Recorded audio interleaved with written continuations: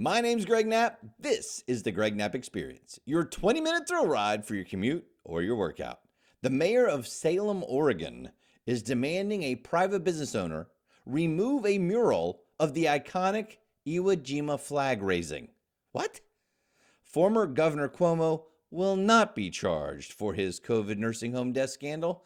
Yeah, we're living in a world of two different laws depending on, who you know. 5G delayed for airline safety? Is there pornography in your child's school library? You might be surprised. And Alexandria Ocasio-Cortez goes to Florida, proves she's a hypocrite, and then claims her critics just want to date her. Wait till you hear Ron DeSantis' response, the governor of Florida. It's all coming up.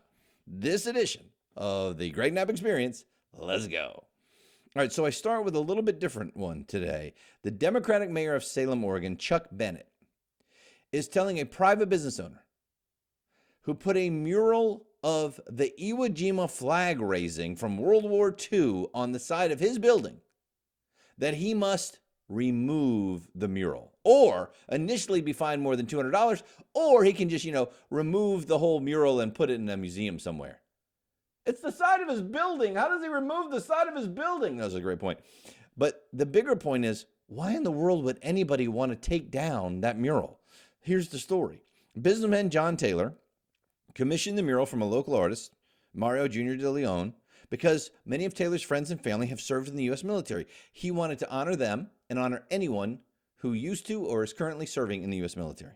In fact, local veterans said about Taylor, quote, "He does a lot for this community, both personally and through his business. He is a true credit to our fine city, a shining example of the sort of person we should all want as a neighbor and community leader." So why in the world does the Democratic mayor of Salem, Oregon want him to remove this? The city got one complaint. One complaint. So is he removing it because there's one complaint or because he doesn't like it? Why would you not like this mural? Well, it's all about war, and it's about killing Japanese people, and it's just horrible, and it's awful. It was World War freaking II. Does the mayor and the city council wish that the Japanese and the Nazis had won World War II? I'm living in a bizarre world that we even have to debate this. De Leon, the artist, said, "Even when we help fight the wars, they don't want us to be talking about our contribution." And what a contribution it was. We'll get into that in just a second. A petition to save the mural has amassed around 7,000 signatures so far. The petition seeks to raise awareness of the city council's harassment of local business owners like Taylor. And they say, we're just seeking to beautify the city through art and deeds. Now, the mayor and the council, first of all, I can't believe that they have the power to tell a private business owner he can't have a mural on the side of his building, especially when it's art. But secondly, the mayor and the city council do have the power to allow exemptions for complaints about these types of murals. They don't want to. Why? And I'm sure you know about the Battle of Iwo Jima, but I just thought it would be good. I went to history.com to remind myself exactly how bad this battle was. The bloody battle for Iwo Jima. U.S. Marines from the 3rd Platoon, E Company, 2nd Battalion, 28th Regiment of the 5th Division took the crest of Mount Suribachi. It was the island's highest peak, most strategic position. They raised the U.S. flag. Marine photographer Lewis Lowry was with them and recorded that event. Then Americans fighting for control of the slopes cheered the raising of the flag. Several hours later, more Marines came up to the crest with a larger flag, and Joe Rosenthal took that photo, and that's the iconic one that has been reproduced more than any other photo in history. 5 Marines, 1 Navy corpsman, struggling to hoist the heavy flagpole. See, in early 1945, U.S. military command sought to gain control of the island of Iwo Jima in advance of the projected aerial campaign against the Japanese home islands. So Iwo Jima, a tiny volcanic island located in the Pacific, was about 700 miles southeast of Japan. It was going to be the base for our fighter aircraft, an emergency landing site for bombers. So on February 19, 1945, after 3 days of heavy naval and aerial bombardment, the first wave of U.S. Marines stormed Iwo Jima. Now, the thing is, the Japanese were expecting this. They had 22,000 heavily entrenched men. Their commander had used the time, getting ready for this wisely. They constructed intricate and deadly systems of underground tunnels, fortifications, artillery. So the initial Allied bombardment killed almost no one on that island. And as the Marines came in, they faced incessant mortar fire. 30,000 U.S. Marines did manage to establish a beachhead. But during the next few days, the Marines advanced 1 inch at a time. They were under heavy fire from the Japanese artillery. They suffered suicidal charges from the Japanese infantry. Japanese kamikaze flyers were slamming into the Allied naval fleet all around the island. And on February 23rd, the crest of Mount Suribachi was finally taken. The next day, the slopes of the volcano were secured, and by March 3rd, U.S. forces controlled all 3 airfields on the island. On March 26th, the last Japanese defenders were wiped out. Only 200 of the original 22,000 Japanese defenders were captured alive, and more than 6,000 Americans died taking the island. More than 17,000 Americans were wounded. And that is what Mr. Taylor was trying to convey on that mural on his own private building that the Democratic mayor of Salem is demanding be torn down. There's something seriously wrong. Hey, I want to talk to you about how it looks like former Governor Cuomo is going to get away scot-free with what he did with the COVID situation with the nursing homes. But before we get to that, I want to ask you to help me. Tell 3 friends to tell 3 friends about the show if you're enjoying it. Ask them to join the movement. And the movement is this. Let's push back on what we're hearing from the far left and the media and the Democrats and on all the social media. But I repeat myself, that America is this horrible, awful, evil country, and rally around the fact that America is exceptional because of the ideas of America. So if you agree with that, please tell 3 friends to listen to the show. Subscribe to the podcast, review it, and like me on Facebook. It's the Greg Knapp Experience Facebook page. Greg Knapp Experience Podcast, Greg Knapp Experience Facebook page. Thanks so much. So the Manhattan DA has decided to close the probe into the nursing home deaths under former Governor Cuomo with no charges. Wow. The investigation was opened after a report last year by the New York Attorney General Letitia James because it was revealed that the State Department of Health in New York underreported the COVID-19 deaths in nursing homes by as much as 50%. Yes, here's what we remember learning if you've been following along with this story all the time. First of all, Cuomo ordered the nursing homes to accept elderly with COVID, regardless of whether they wanted to or not. In fact, they couldn't even test them before they allowed them to come in. Then he lied about it. Then he lied about how many died because of it and tried to cover it up from our government, held back on telling the federal government when it was requested for the information, and now there's no charges. Oh, by the way, also no charges from all of the sexual assault and sexual harassment allegations leveled against the former governor. Isn't that great? A separate investigation conducted by the New York Assembly concluded in November that the Cuomo administration materially misrepresented data on nursing home COVID-19 deaths, with one lawmaker saying the revelations would have been grounds for impeachment if Cuomo was still in office, reported by Michael Lee. Yeah, so it sure seems like there's 2 standards of justice. One for, former governors with a D after their name, and the rest for all of us. Perfect. The U.S. officials, Pete Buttigieg, Secretary of Transportation, fresh off of his paternity leave, has asked AT&T and Verizon to delay their 5G wireless rollout over aviation safety concerns. Aviation, wait, planes are going to fall in the sky? No, I'm sure it's not that bad. But there could be some problems. A delay of no more than 2 weeks is really all they're asking for, as part of a proposal as a near-term solution for advancing the coexistence of 5G deployment in the C-band and safe flight operations. That's a quote from the letter from Pete Buttigieg and the FAA Administrator Steve Dixon. Now, hold on a second. This just makes me start to think something is weird here. Something is wrong. I don't know if you've been following this at all, but 5G, of course, is the fastest cell stuff that's about to roll out. And these cell phone companies have had to bid from the federal government the right to roll out 5G. And in fact, AT&T and Verizon paid $80 billion in government auctions in order to get the approval to go ahead with this.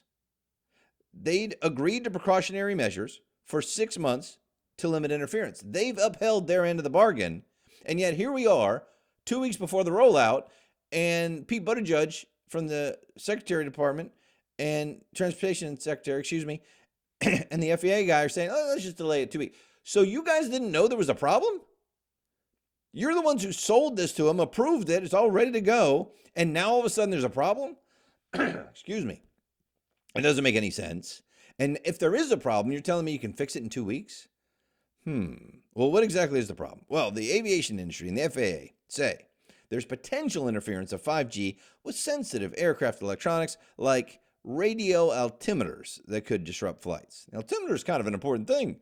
Yeah, but hold on a second. The wireless industry says other countries are using 5G, and there have been no complaints about problems with air travel. In fact, 40 countries are already doing 5G. Places in Europe, South Korea, and they have some pretty big airports there, and yet there's been no concern. So what these wireless carriers are thinking is that the airline industry is trying to hold the deployment of 5G hostage until the wireless industry agrees to cover the cost of upgrading any obsolete altimeters they may have. Yeah, that's not their responsibility. That is just a total mess up. There's no way you can tell me that they didn't see this coming. Something fishy's going on there. Do you know if your child's school library has pornography on the shelves? Now, this is such a crazy, crazy story because the media has jumped on parents who are trying to find out the answer to that question I just asked.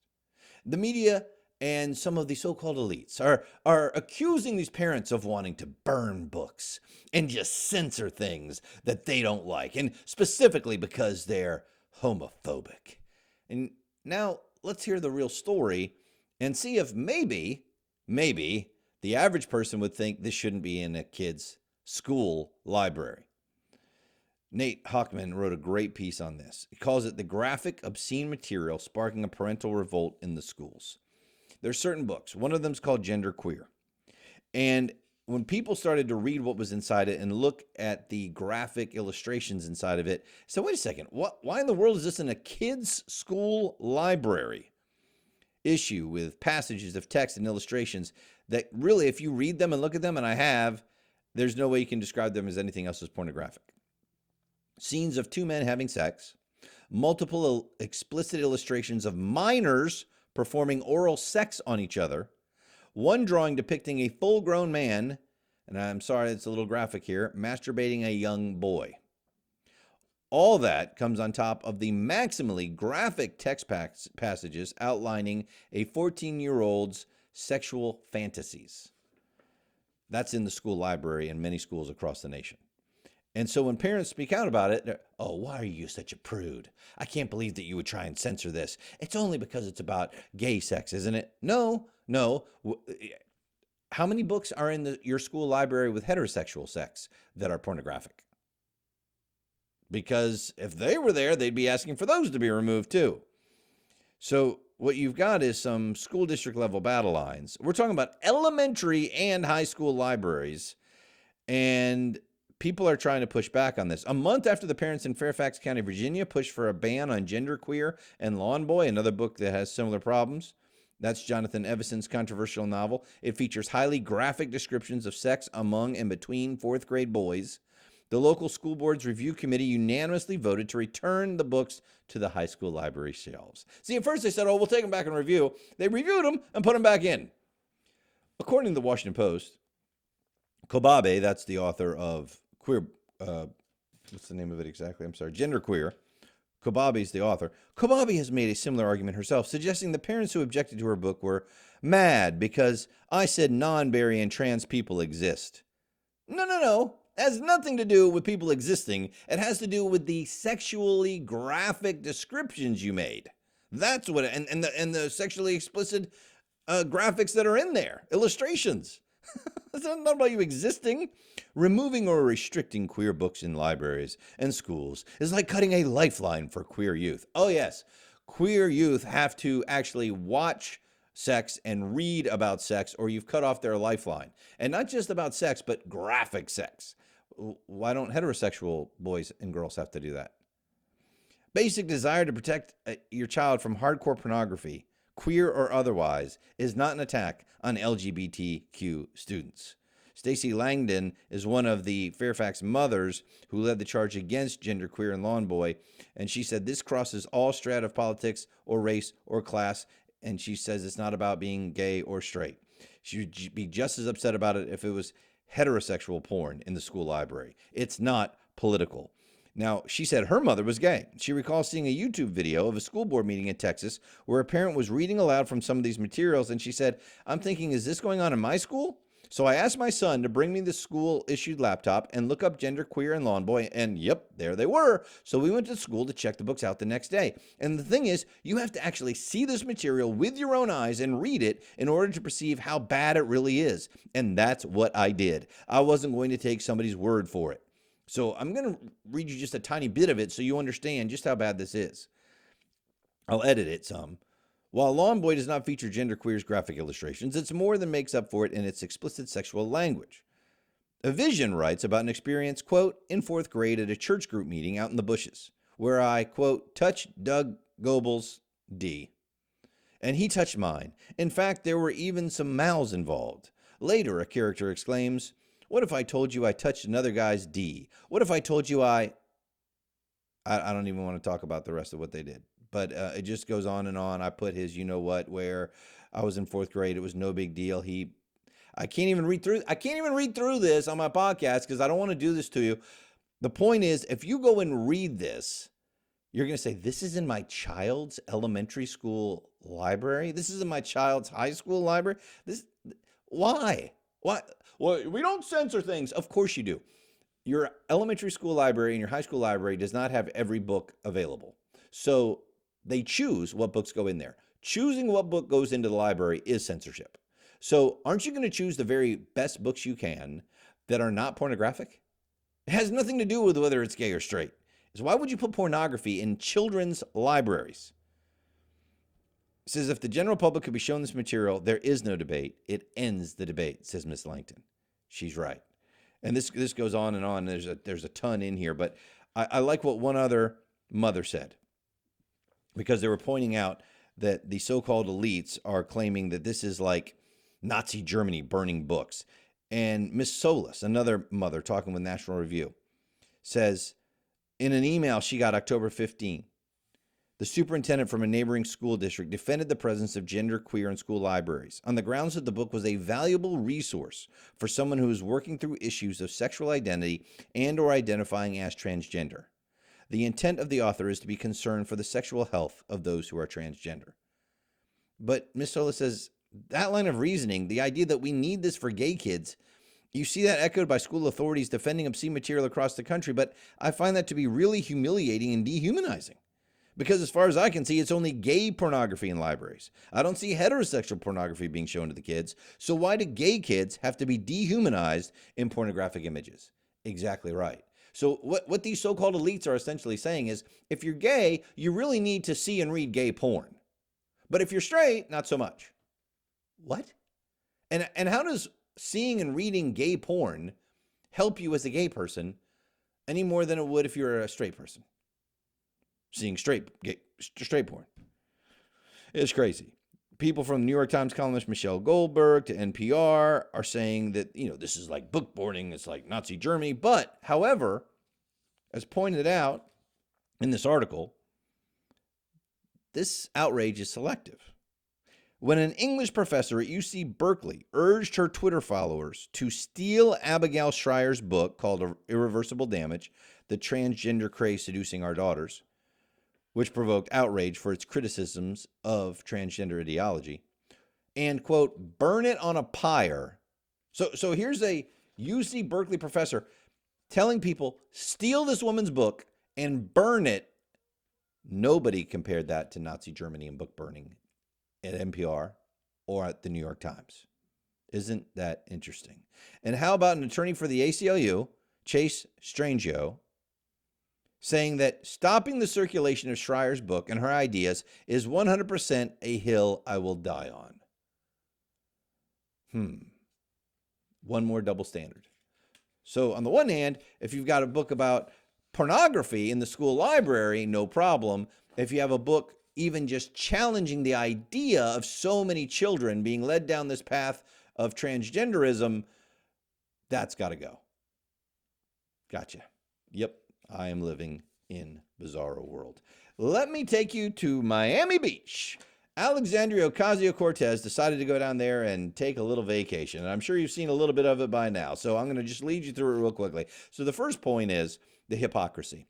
AOC has been just trying to dunk on DeSantis, the governor of Florida, for months and months about how horrible he is, that he doesn't understand it, and they're not doing enough masking, and they're just letting people go crazy, and it's just spreading COVID like wildfire, and people are dying. When actuality, if you look at the actual numbers, Florida's doing better than New York without all of the lockdowns and all of the mandates and everything else, and people have been able to live their life in Florida. So she goes down to Florida, and she's caught maskless, sitting out with her boyfriend, eating a nice lunch.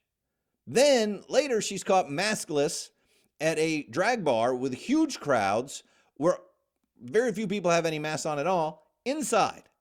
And no one in the mainstream media is calling her out for this. So there's her hypocrisy, right? DeSantis' office responded on Twitter, "Welcome to Florida, AOC. We hope you're enjoying a taste of freedom here in the Sunshine State, thanks to Ron DeSantis' leadership. P.S. We recommend the rock shrimp roll and the okie tie next time you decide to dine in Miami. Cheers."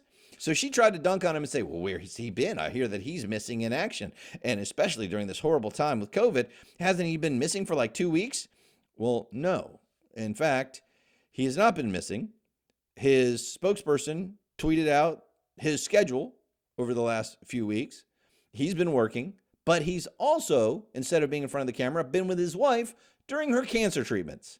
Other than that, you're right on, AOC. So then she gets even crazier and says that everybody who's criticizing her really just wants to date her. I can't make this up. She retweeted, "If Republicans are mad, they can't date me.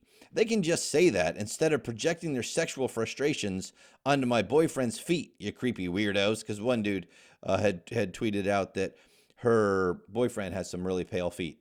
So that means that everybody wants to date her. She continued, "It's starting to get old, ignoring the very obvious, strange, and deranged sexual frustrations that underpin the Republican fixation on me, women, and LGBT plus people in general." Huh? What?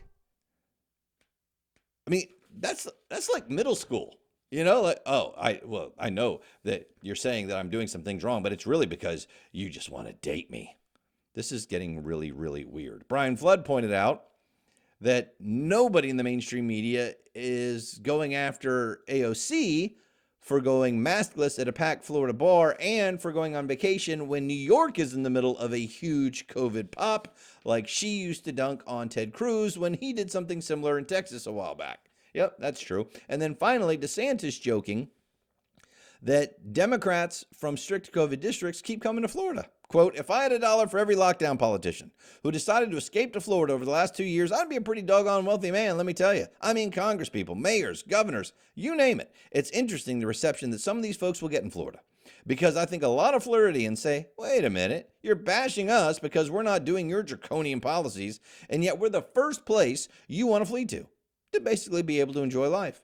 There are probably about a half dozen governors who had restrictions on their people and then were spotted at various points in Florida. Some of it's been public, some of it's not been public, but you know, people tell me these things." And then he finishes with this. "I'm happy, though, that Florida is a place where people know they can come and they can live like normal people. They can make their own decisions." That sounds pretty good, making your own decisions. You know, freedom, liberty, that kind of stuff. Update on what's going on in Afghanistan. The Biden administration is actively impeding evacuation efforts, according to former military people who are there trying to rescue Afghans who worked with America, who were promised a way out, and their families. Tim Pierce reporting.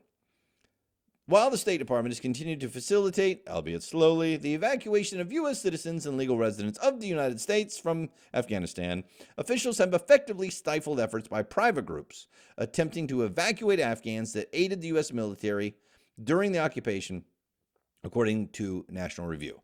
Ben Owen is the chief executive of Flanders Fields. It's an organization originally founded to aid homeless veterans. It's pitched in to help evacuation operations in Afghanistan. And they said that the U.S. government is currently tying up several full flights ready to take off by withholding no objection certificates. And without those, countries who host the refugees could be accused of facilitating human smuggling by the U.S. Wow. And so they're saying, wait a second, all these countries are asking for is the U.S. Department of State through an embassy in their country to say, go ahead, we don't care if you do this, and they won't. And it's incredibly frustrating for us.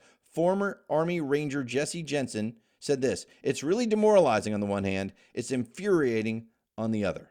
We've made a promise to some of these people that we were going to get them out. If you serve with the American government, we will extricate you. We will provide you with an immigrant visa that you will be able to come to the United States and live. And we're not honoring that.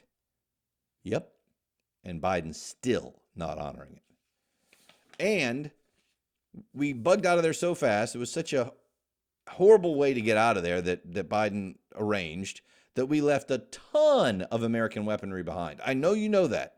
But now we're getting information that the Taliban is becoming a major U.S. arms dealer with that weaponry. You knew it was only a matter of time, right? The spending watchdog opened the books, found $89.2 billion in military equipment, including training, that was provided to Afghan security forces during America's longest-running war. So they said, let's just look at some of the things that were left behind. 650,000 weapons, 350,000 M4 and M16 rifles, 65,000 machine guns, 25,000 grenade launchers, 2,500 mortars and howitzers. How about 75,000 military vehicles, including 50,000 light and medium tactical vehicles, 22,000 Humvees, 928 mine-resistant vehicles, 110 Black Hawk helicopters, 20 A-29 Super Tucano aircraft. I mean, on and on and on how much how much military equipment is left behind. And now the Taliban is looking to sell it. A major U.S. arms dealer. Thanks, Joe. My name's Greg Knapp. This is the Greg Knapp Experience.